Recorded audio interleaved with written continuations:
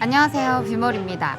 오늘 가져온 영상은 여러분들이 정말 많이 말씀해 주셨던 것 중 하나였던 트래블 월렛에 대한 얘기를 드려볼까 하는데요. 제가 이전 환전 영상들 좀 올리고 나면 꼭 댓글이 달렸습니다. 그래도 트래블 월렛 카드가 짱입니다 라고 많이 댓글이 달렸었거든요. 그래서 또 누굽니까? 이것도 한번 따져보려고 카메라를 켰습니다. 하나 5만원권을 환전해서 쓰는 게 나은지 카드 사용이 나은지 전격 비교 분석을 한번 해보도록 할게요. 지난번에 제가 한국 갔을 때 트래블 월렛 만들어 왔거든요. 이제 저희 같은 경우는 밖으로 여행도 많이 다니고 하기도 하지만 여러분들이 워낙 좋다고 하니 카드 사용을 굳이 하지 않는 저도 궁금해지길래 직접 만들어 왔습니다. 그렇지만 또 팩트는요, 사실 제가 만들어 오긴 만들어 왔지만 결국에는 이 베트남에서는 현금 사용을 주로 하고 있단 말이죠. 생각해보면 제 주변에 교민분들, 여기 좀 오래 사시는 분들은 대부분 현금 사용을 주로 하시는 것 같은데 왜 그런지, 왜 카드 사용을 딱히 안 하는지 그 이유까지 같이 한번 얘기를 드려보도록 하겠습니다.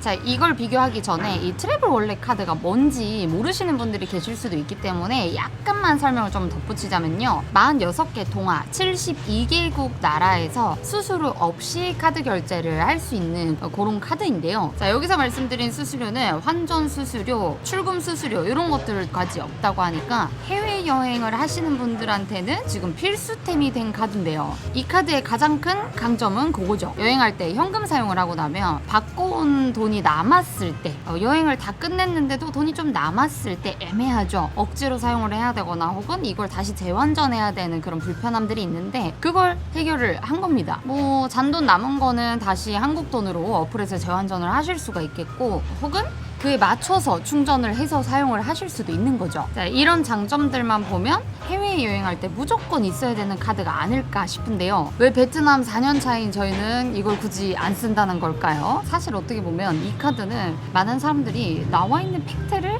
정확하게 체크하지는 않는다라는 거에 마케팅을 한 카드일 수도 있거든요. 근데 이거 영상 올리고 나서 카드사에서 전화 오는 거 아닌지 모르겠어요. 이 얘기가 무슨 얘기냐면, 여러분들 환전할 때 은행마다 어플마다 이 기준 환율이 다 다르다는 거 알고 계신가요? 제가 이전 영상들에서도 항상 그 매매 기준율 이런 부분들 얘기를 드렸었는데 같은 맥락인 거죠. 즉 이 트래블 월렛도 네이버 기준이나 은행 기준 환율과는 또 다를 수도 있다라는 뜻인데요. 제가 대표적인 시중은행 몇 곳을 오늘 기준으로 비교를 한번 해보도록 하겠습니다. 조회를 해볼게요. 우선 농협은행의 기준 환율을 확인해봤더니 오늘 기준 5.70이고요. 네이버에서 확인할 수 있는 신한은행은 5.70, 하나은행은 5.71, 토스뱅크 5.708, 트래블 월렛의 기준 환율은 5.76이었습니다. 보시다시피 이렇게 좀 차이가 있죠. 지금 이렇게만 봤을 때는 트래블 월렛이 환율 좀 비싸게 치네 라는 느낌 받으셨을까요? 자, 그렇지만 이 기준 환율이 낮다고 높다고 우리가 은행에서 직접 환전할 때 이 금액대로 환전하는 건 아니겠죠. 시중은행에서는 적게는 30%에서 많게는 90%까지도 환전 우대를 해주곤 하는데요. 제가 여기서 말하는 포인트는 이 시중은행보다 트래블 월렛이 환율이 더 높던데요 라는 게 팩트가 아니라 기준 환율이 다를 수도 있다라는 점을 아셔야 된다는 겁니다. 환전 수수료는 없지만 은행보다 기준 자체는 높게 책정할 수 있다라는 뜻이 되죠. 은행에서 뭐 수수료 우대 못 받고 하면 이러나 저러나 해서 트래블 월렛이 승자일 수도 있겠지만 마냥 수수료가 없다라는 이유 하나로 짜다는 느낌은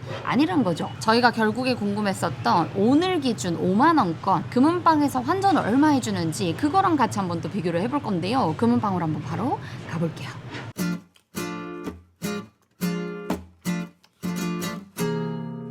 금은방에 다녀왔는데 오늘 기준으로 5만원권은 86만 8천 동 하더라고요. 앞서 말씀드렸던 그 환율들을 기준으로 비교를 한번 해볼 건데요. 트래블 월렛으로 86만 8천 동을 살려면 49,996원이 들어갑니다. 5만원권 바꿀 때보다 4원 정도 더 이득이네요. 그렇죠? 거의 같네요. 사실 저희가 촬영일 전에도 이 금은방과 트래블 월렛의 차이를 계속 확인을 한번 했었는데 정말 미세하게, 오늘처럼 이런 4원처럼 미세하게 남아 트래블 월렛이 살짝은 유리했습니다. 그럼에도 불구하고 저희가 적어도 이 베트남에서는 카드 사용을 하지 않는 이유를 얘기를 드려볼게요. 자, 첫 번째 이유는 방금 바로 말씀드렸던 것처럼 이 5만원권으로 환전하는 것과 카드 사용하는 것에 금액에 큰 메리트가 없다라고 말씀을 드려야겠죠. 100만원이면 차이 많이 나지 않을까요? 사실 100만원 해도 한 1000원 정도 차이, 아주 미세하다고 생각을 합니다. 그리고 두 번째 이유, 베트남에서는 베트남은 카드 결제를 할 때 대부분 모든 곳에서 수수료가 부과가 됩니다. 하물며 이 그랩 같은 경우도 현금 결제가 아닌 카드를 등록해서 사용하면 금액이 더 비싸게 나오곤 하죠. 트래블 월렛은 결제 수수료가 없다라고 생각을 하실 건데요. 베트남은 이 베트남 기준에서 해외 발급된 비자 카드에 대해서는 수수료를 3% 보통 부과를 합니다. 5만 원권과 트래블 월렛의 금액 차이가 크게 없기는 했지만 여기서 3%가 카드 사용에 더 붙는다면 얘기가 좀 달라지죠. 그래서 베트남 음식점이나 마사지샵에서 결제를 할 때 일반 카드 같은 경우는 3%가 자동으로 떼 있는 경우도 있고요. 가맹점에서 3%를 덧붙여서 결제를 하기도 합니다. 그러다 보니까 한국에 와서 나중에 결제 내역을 보면 내가 생각했던 것보다 금액이 좀 많이 나온 것 같다라는 느낌을 받을 수도 있죠.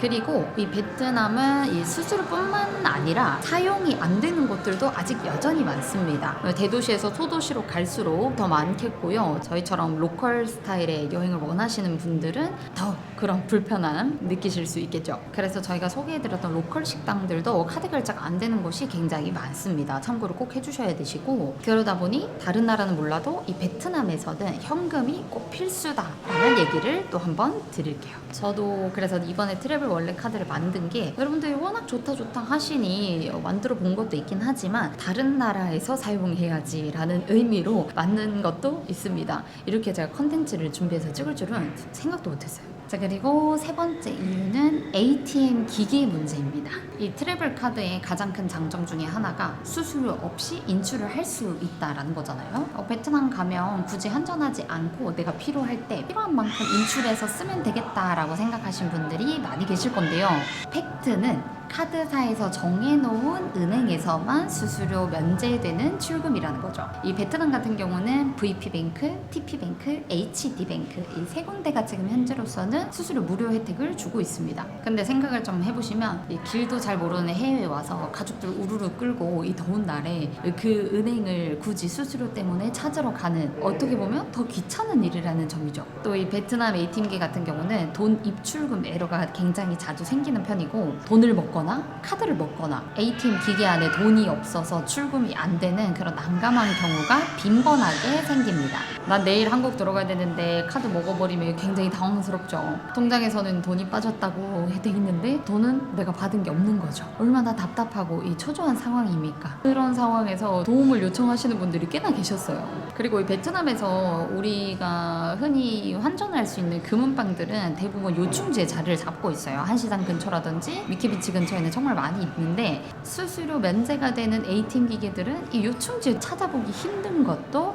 또 한 가지 불편사항이 될 겁니다. 최근에는 한 ATM기 6군데를 둘렀는데 다 튕겼다 하시는 분도 계셨어요. 뭔가 문제가 있었겠죠? 그 해당되는 ATM 기기를 찾으러 가기 위해서 땡볕에 걸어가야 될 수도 있고 또 그랩을 타고 움직여야 할 수도 있는 겁니다. 그러니까 이게 시간과 돈이 낭비가 되는 거죠. 그래서 한 시장에는 이 생각보다 수수료 면제되지 않는 ATM 기계인데도 불구하고 줄 서서 뽑으시는 분들이 많이 계시더라고요. 가격적인 부분과 편리성을 생각해서 만들어 온 카드인데 생각보다는 장점을 많이 살리긴 어렵지 않나라는 생각이고요.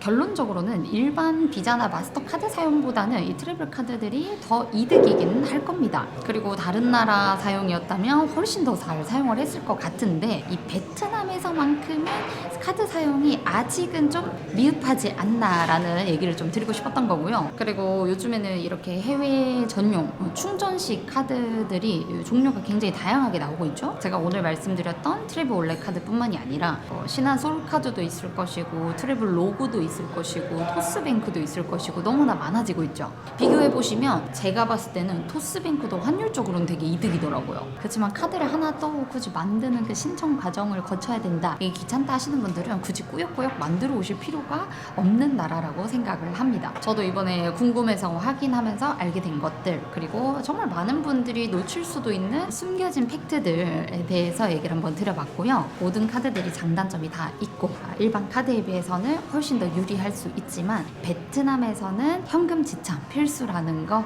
결론입니다. 오실 때 비상용으로 5만 원권 몇 장 정도는 챙겨 오시는 게 정말 유리하고 도움이 될 거니까요. 잊지 말고 챙겨주시길 바라겠습니다. 한국 돈 가져오는 건 일도 아니잖아요, 그죠?